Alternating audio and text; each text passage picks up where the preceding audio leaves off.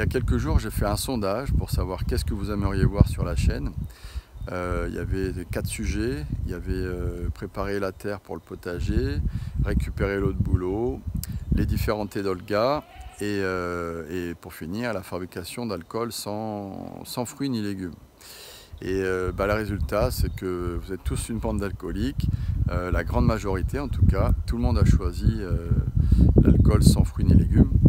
Alors c'est ce qu'on va faire. Là je suis devant, je ne sais pas si on voit juste derrière le boulot, l'eau de bouleau qu'on est en train de récupérer. Alors tout le monde fait ça en Russie, récupérer l'eau de bouleau, l'eau des différents arbres. Et c'est pas que pour des cures de santé, comme on pourrait croire. Il y a une grosse partie qui est utilisée pour faire de l'alcool. Alors de l'alcool, on peut faire du vin, on peut faire de l'alcool fort. On va essayer de faire les deux. Je vais commencer par le vin de bouleau avec une recette assez simple qui peut se faire un peu partout. Et puis après, on fera un petit peu d'alcool fort avec une vraie distillation. On va essayer avec l'eau de bouleau et aussi avec l'eau d'érable parce que j'ai trouvé aussi un érable qui donne pas mal de sève. Et on va essayer avec les deux.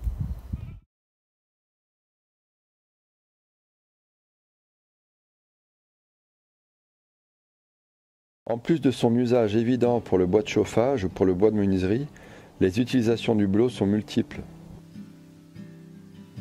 Rien qu'avec la sève, avant l'apparition des feuilles, on peut faire du jus, du sirop, de la bière, du vinaigre, du vin et de l'eau de vie.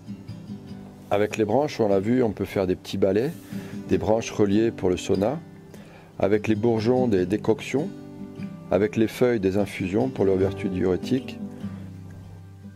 Même son champignon, le polypore du bouleau, permet de faire des pansements antiseptiques. L'écorce du bouleau est aussi une source de beaucoup d'utilisation. Avant le papier, les Russes écrivaient sur des parchemins en écorce de bouleau. L'écorce brute séchée peut être utilisée pour faire des sacoches, des paniers, des carquois, des boîtes, des récipients, des chaussures. Et bien sûr, les morceaux d'écorce sont d'excellents allume-feu.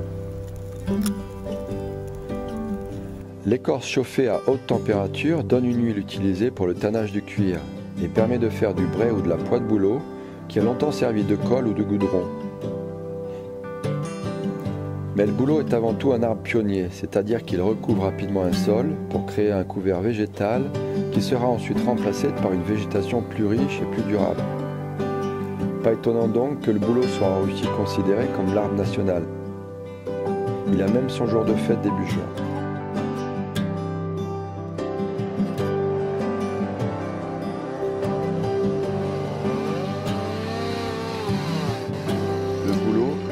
D'abord en bois de chauffage.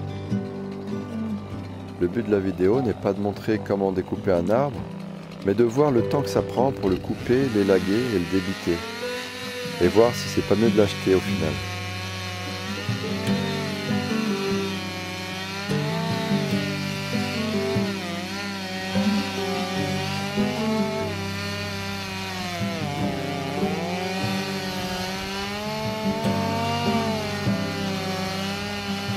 Alors pour tronçonner l'arbre, c'est 50 secondes. Ah non, un peu plus. Allez, 1 minute. Fini la télé. L'élagage, c'est un peu plus long.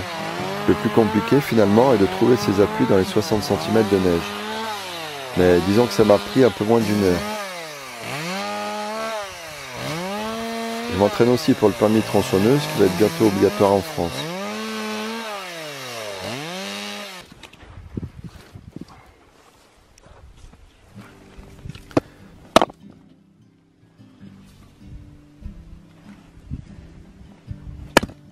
Voilà, ça rentre.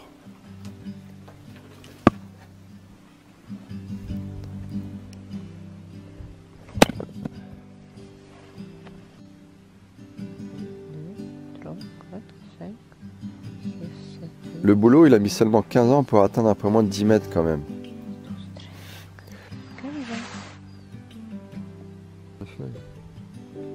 Les branches et les bourgeons, on va s'en servir aussi. On verra ça plus tard.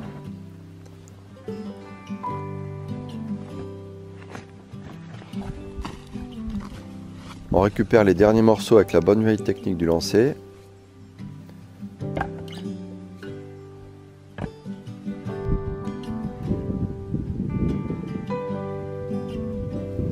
Et voilà le boulot après 2h30.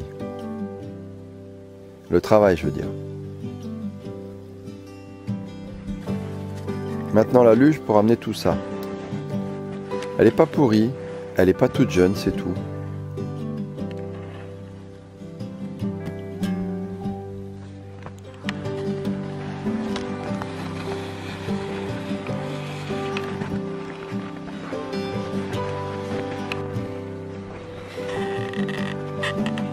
Voilà, au final, après 3 heures, on a un peu plus d'1 mètre cube.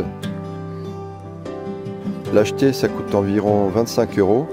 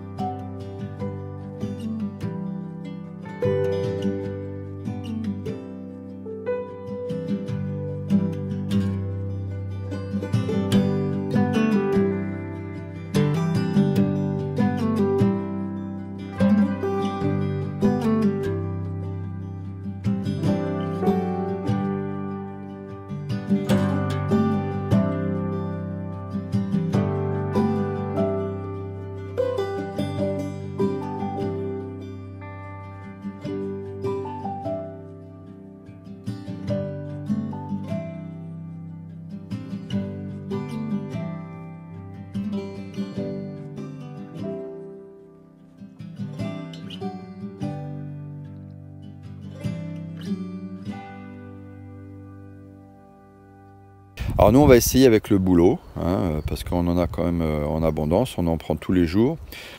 Là on va garder 2 litres.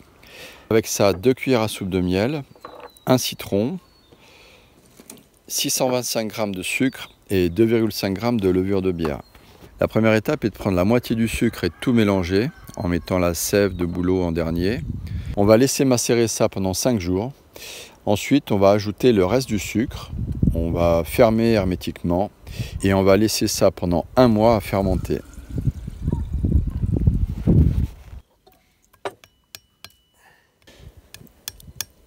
Et pour ceux qui ne peuvent pas collecter la sève des arbres, pas de panique.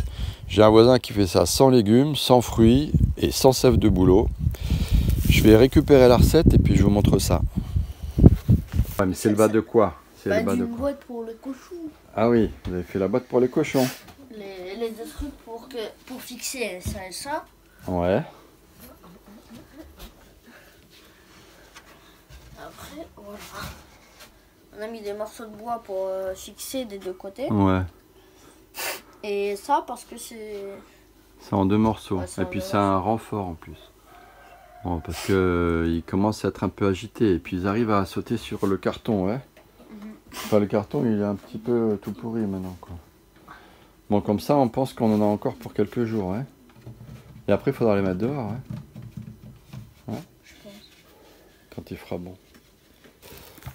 Voilà, les petits derniers, ils sont là. Ça, c'est la maman, c'est toujours la première. Et on n'a pas montré l'autre qui a perdu une corne, là. Celui-là, là. Le pauvre, il s'est battu, lui, il s'est battu avec lui et il lui a enlevé une corne carrément. Ils sont pas tendres, hein. Entre la maman qui laisse pas manger les petits, qui veut manger la première. Ah ouais, parce que là, moi je suis en train de donner du foin. Alors le foin c'est toute la journée. Bon, nous il faudra qu'on fasse des enclos pour les faire aller dans le champ plus tard. Pour l'instant on donne comme ça. Et ici, le grain on donne, je sais pas, oh tu vois ils ont peur de moi encore. Combien on donne? Bah, un demi-litre par personne quoi. Ouais, 1 litre pour 2. Ah ils ont fait tomber l'eau? Bah, Ils sont forts, tiens tu vois comment ils se battent.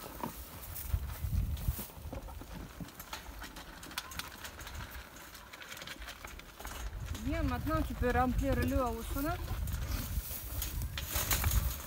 Ouais, il n'y a plus besoin de faire le tour de la maison. Il a encore le sang séché sur la tête. Oh, ils ont cassé le deuxième seau. Il est mort. Il casse tout. Il y a assez de place, mais bon, ils vont jamais trouver un moyen de tout se manger. Voilà. Hein? Et les petits derniers, ils s'appellent comment? On leur donne pas? Regarde les pauvres. Les petits derniers là-bas. On va leur donner.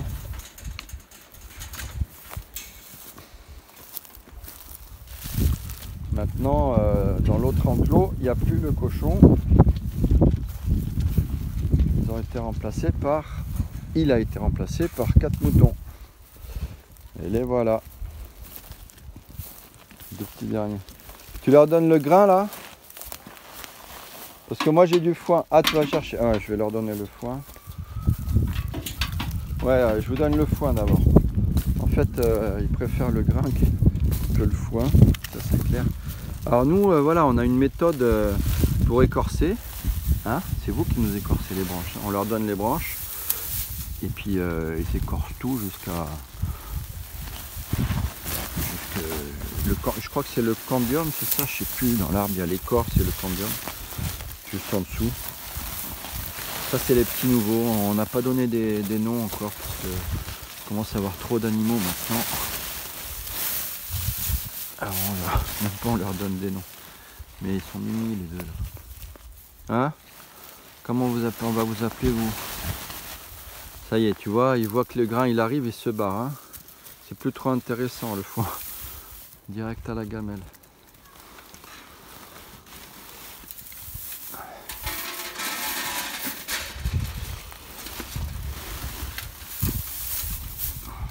Bon, moi je vais au sauna, chérie. Hein. Moi aussi. On se retrouve là-bas?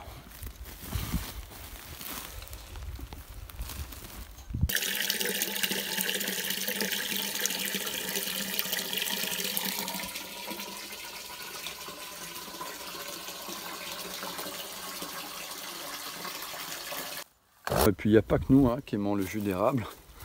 Là, il y a une branche que je m'étais coupée pour le passage là. Une branche d'érable, c'est un érable, et regardez-moi un peu toutes ces fourmis qui se régalent là. Dès qu'il y a des petites fuites là, elles sont là. Là j'ai coupé la branche et regardez un peu ça.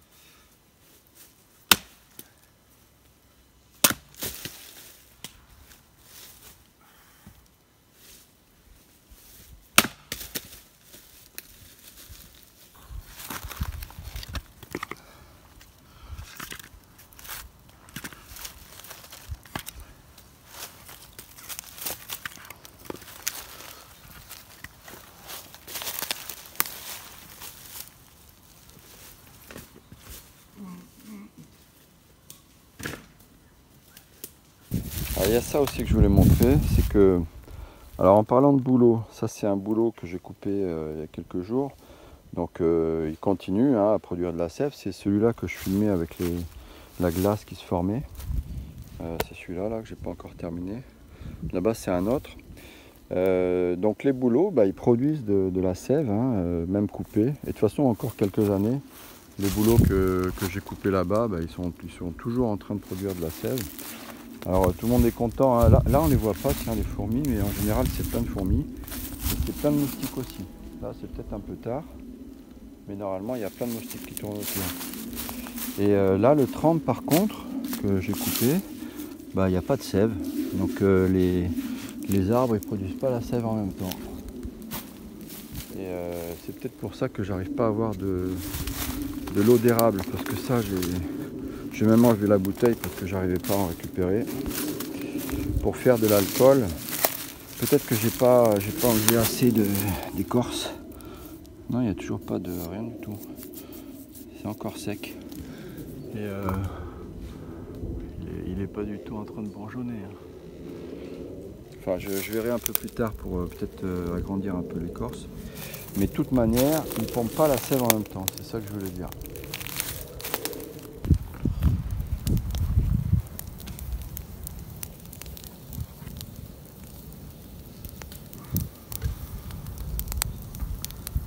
Allez, on a commencé à faire le gros nettoyage avec les gros feux. Ah, il y a tout ça encore à brûler. T'as encore un peu de bois à brûler, chérie?